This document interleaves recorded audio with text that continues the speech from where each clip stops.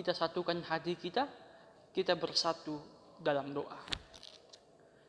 Terpujilah ya Engkau Tuhan Allah Bapa kami, Allah yang setia memelihara hidup kami sepanjang hari.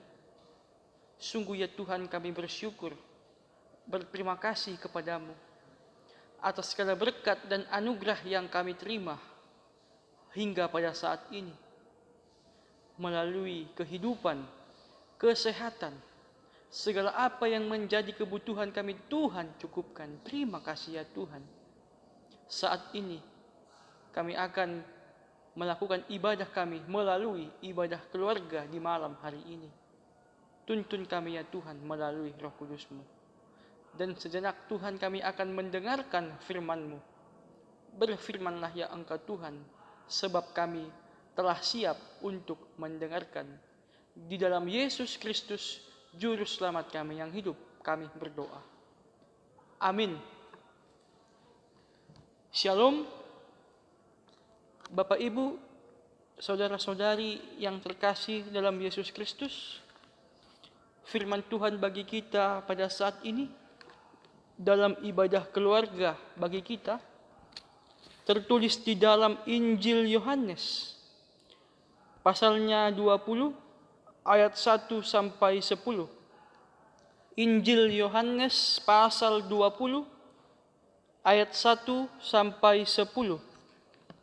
Beginilah firman Tuhan dengan judul perikop Kebangkitan Yesus. Pada hari pertama minggu itu, pagi-pagi benar ketika hari masih gelap, pergilah Maria Magdalena ke kubur itu, dan ia melihat bahwa batu telah diambil dari kubur. Ia berlari-lari mendapatkan Simon Petrus dan murid-murid yang lain yang dikasihi Yesus, dan berkata kepada mereka, "Tuhan telah diambil orang dari kuburnya, dan kami tidak tahu di mana ia diletakkan."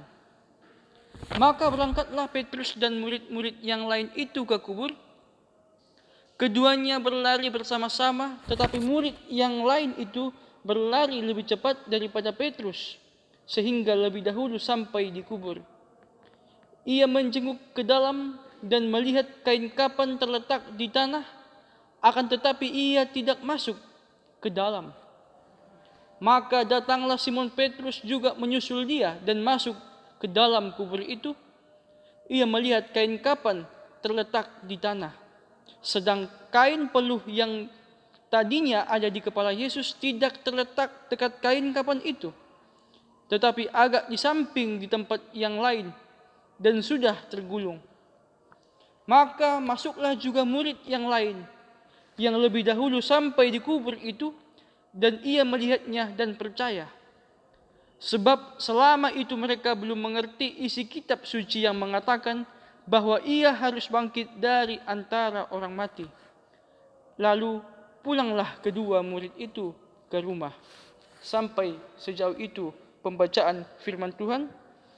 Bapak, Ibu, dan saudara-saudari yang dikasihi oleh Tuhan kita Yesus Kristus, tentu secara manusiawi banyak orang mengatakan bahwa pengalaman hidup yang kita jalani, bahwa salah satu hal yang menyedihkan, beban berat yang dialami adalah kehilangan. Apalagi kehilangan orang yang terdekat kita. Apalagi orang yang kita kasihi. Dan tentu diperlukan waktu beberapa saat untuk tersadar bahwa hidup ini harus terus berjalan pada saat kita mengalami hal-hal seperti itu. Kehilangan yang dimaksud di sini adalah tentu kematian, yaitu peristiwa yang dialami oleh seluruh umat manusia. Bapak Ibu yang terkasih, demikian halnya para murid-murid Yesus yang baru saja menyaksikan peristiwa kematian Yesus yang sangat tragis. Masuk dalam duka yang sangat mendalam. Pengalaman hidup yang mereka jalani bersama-sama dengan Yesus tentu ada kesan yang berarti sebagai keluarga yang mereka jalani, sebagai hidup di dalam satu pelayanan yang mereka jalani dari hari ke hari, melakukan pelayanan, melakukan pekerjaan yang benar-benar membawa sukacita. Dan Bapak Ibu yang terkasih, bukan hanya para murid-murid Yesus saja mengalami demikian. Namun ada orang lain juga yang bersimpati untuk melakukan pekerjaan-pekerjaan bersama dengan Yesus. Sukacita yang selama ini dirasakan sejak mengenal, sejak mengikut Yesus, berganti dengan rasa haru, berganti dengan rasa duka cita pada saat Yesus disalibkan, pada saat Yesus mati. Dan setelah kematian Yesus, ada yang memilih tinggal bersama-sama untuk saling menguatkan, ada yang saling menghibur, ada yang melanjutkan kehidupan dengan kembali ke tempat asal dan melakukan pekerjaan semula. Sebagai bukti kecintaan akan Yesus yang sudah mati juga diperlihatkan oleh beberapa orang yang sudah pernah bersama-sama melakukan pelayanan dengan Yesus. Hal ini Bapak Ibu merupakan tanda kesetiaan sejati sebagai pengikut Kristus, yang tentunya benih iman percaya sudah tumbuh di dalam kehidupannya. Dan kisah sedih para pengikut Kristus akhirnya berakhir setelah Yesus bangkit dari kematian dan menampakkan diri kepada orang-orang yang setia mengikutnya. Yesus memberikan semangat, Yesus membuktikan kebangkitannya kepada murid-muridnya, dan kembali mengisi hati mereka dengan harapan serta sukacita sejati yang mereka terima. Bapak Ibu yang terkasih, Yesus bangkit dari kematian pada hari yang ketiga. Kebangkitan Kristus merupakan bukti bahwa Dia adalah anak Allah. Yesus sudah banyak melakukan pelayanan-pelayanan di tengah-tengah perjalanan yang Ia lakukan, bahwa Ia telah melakukan, membangkitkan orang yang mati, menyembuhkan orang yang sakit, mengusir roh-roh jahat. Bahkan Dia menceritakan perumpamaan tentang kerajaan Allah yang telah dipersiapkan. Jadi tentu banyak orang yang mengikut Dia, banyak orang yang percaya. Semuanya merupakan kehendak dari Allah untuk membuktikan bahwa Dia adalah Mesias, Sang Juru Selamat yang menyelamatkan manusia, yang menyelamatkan dunia melalui dosa-dosa. Bapak Ibu yang terkasih, dan melalui kebangkitan Yesus juga menunjukkan dan memperlihatkan pada dunia bahwa Dia juga telah mengalahkan kematian dan bangkit dari kematian. Kebangkitan Kristus Yesus membawa damai sejahtera bagi kita. Terlebih kita, orang-orang percaya, terlebih bagi kita, orang-orang Kristen, sebagai pengikut Kristus. Kebangkitan Kristus membawa damai sejahtera bagi kita. Kebangkitan Kristus menghilangkan ketakutan, menghilangkan kekhawatiran, membawa semangat baru, serta menghilangkan segala bentuk kekhawatiran, segala bentuk ketidakpercayaan akan firman Tuhan. Bapak Ibu yang terkasih, Yesus sudah memberi semangat, menghilangkan rasa ketidakpercayaan kita. Terlebih saat ini yang membuat kita merasa khawatir, yang membuat kita merasa tidak sukacita di dalam menjalani hari-hari kita. Kabar sukacita dalam firman Tuhan kita saat ini adalah bahwa Juru Selamat kita masuk di dalam kehidupan kita. Yesus Kristus sudah bangkit. Ia menunjukkan dan bahkan murid-muridnya pun tidak percaya awalnya kalau Yesus sudah bangkit. Di mana mereka mengira bahwa Yesus diculik dari kuburnya. Kebangkitan Kristus berarti kemenangan iman bagi orang-orang percaya. Pertanyaannya Bapak Ibu, bagaimanakah iman kita? Bagaimanakah kepercayaan kita? Bagaimanakah kita sebagai Kristen, pengikut Kristus? Apakah peristiwa kebangkitan Yesus menjadi momentum di dalam kehidupan kita untuk bangkit? Untuk segala sesuatu yang membuat kita mungkin jatuh. Bapak Ibu yang terkasih, kebangkitan Kristus juga adalah suatu jaminan.